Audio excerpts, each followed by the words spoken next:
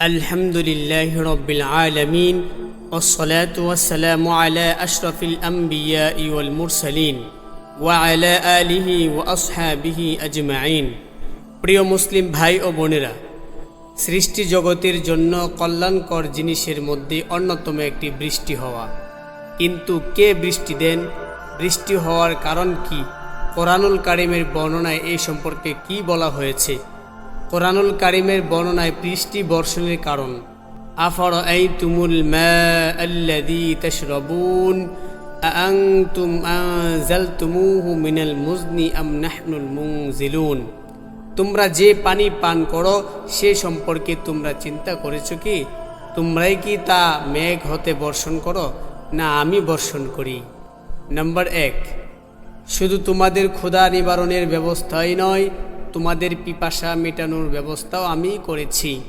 তোমাদের জীবন ধারণের জন্য যে পানি খাদ্যের চেয়ে অধিক প্রয়োজনীয় তার ব্যবস্থা তোমরা নিজেরা করো নাই, আমি তা সরবরাহ করে থাকি। নাম্বার 2, আমি তোমাদেরকে শুধু অস্তিত্ব দান করেই বসে নাই, তোমাদের প্রতিপালনের এত সব ব্যবস্থাও আমি করেছি যা না থাকলে তোমরা বেঁচেই থাকতে পারতে না।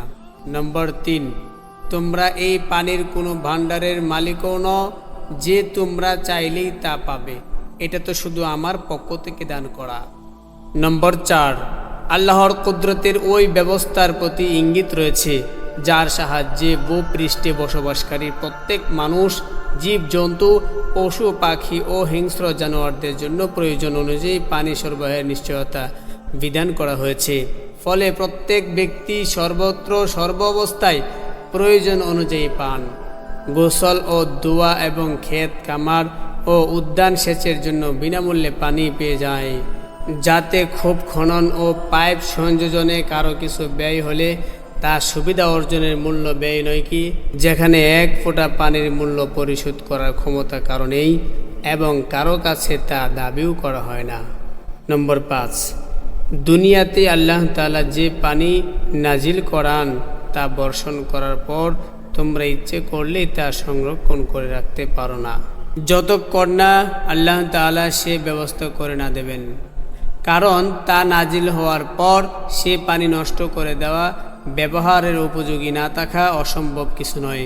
কেননা আল্লাহ তাআলা পরবর্তী আয়াতে এই কথা এইভাবে তুলে ধরেছেন যে ওয়ানাজ্জালনা মিনাস সামাই মাআম মুবারাকান ফাআমবাতনা বিহি জান্নাতি ওয়া হাব্বাল হাসীদ। আর আমি আসমান থেকে বরকতময় পানি নাজিল করেছি, অতঃপর তা দ্বারা আমি উৎপন্ন করি বাগ বাগিচা ও কর্তনযোগ্য শস্যদানা। এই আয়াতে কর্তনযোগ্য শস্যদানা বা পরিপক্ক শস্যরাজি বলতে সেই ক্ষেতগুলো যেগুলো থেকে গম, ভুট্টা, জোয়ার, বাজরা, ডাল ও ধান ইত্যাদি ফসল হয় এবং তা সুরক্ষিত করে রাখা হয়।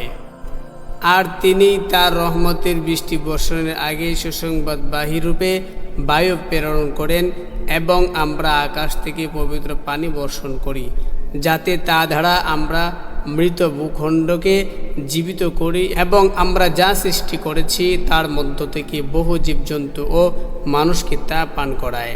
হাদিসে পাকে প্রিয় নবী সাল্লাল্লাহু আলাইহি সাল্লাম বলেন, পানি পবিত্র, কোনো জিনিস তাকে অপবিত্র করে না।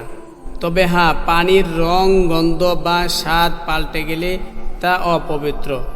আর আকাশ থেকে অবতীর্ণ এই পানি দ্বারা আল্লাহ তাআলা মাটিকে সিক্ত করেন এবং জীবজন্তু এবং অনেক মানুষেরও তৃষ্ণা নিবারণ করেন। আর তিনি তার রহমতের বৃষ্টি বর্ষণের আগে সুসংবাদবাহী রূপে বায়ু প্রেরণ করেন এবং আমরা আকাশ থেকে পবিত্র পানি বর্ষণ করি।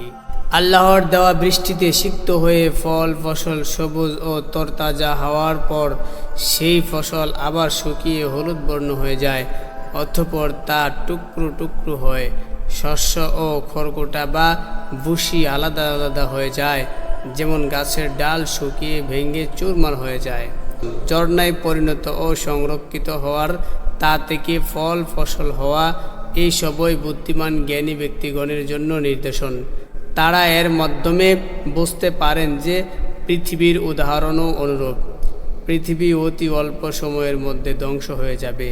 পৃথিবীর চাকচিক্য ও সতেজতা, তার শ্যামলতা ও সৌন্দর্য এবং তার আমোদ প্রমোদ ও আরাম আয়াস ক্ষণিকের জন্য।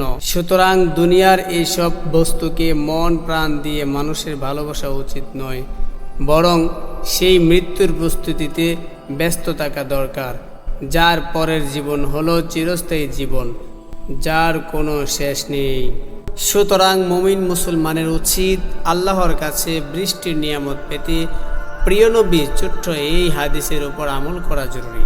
তা হলো বৃষ্টি বর্ষণের বিষয়ে প্রিয় নবী সাল্লাল্লাহু আলাইহি সাল্লাম বলেছেন, মহাপরাক্রমশালী আল্লাহ বলেছেন, আমার বান্দারা যদি আমার বিধান যথাযথ মেনে চলত, তবে আমি তাদের রাতের বেলায় বৃষ্টি দিতাম আর সকাল বেলায় সূর্য আলো দিতাম এবং কখনো তাদের বজ্রপাতের আওয়াজ শোনাতাম না।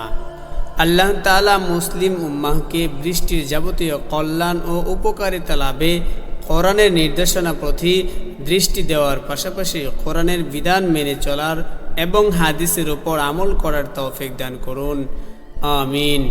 প্রিয় দর্শক, এরকম গুরুত্বপূর্ণ ভিডিও আরও পেতে আমাদের ইসলামের ডায়েরি ইউটিউব চ্যানেলটিকে সাবস্ক্রাইব করে সাথেই থাকুন। ধন্যবাদ।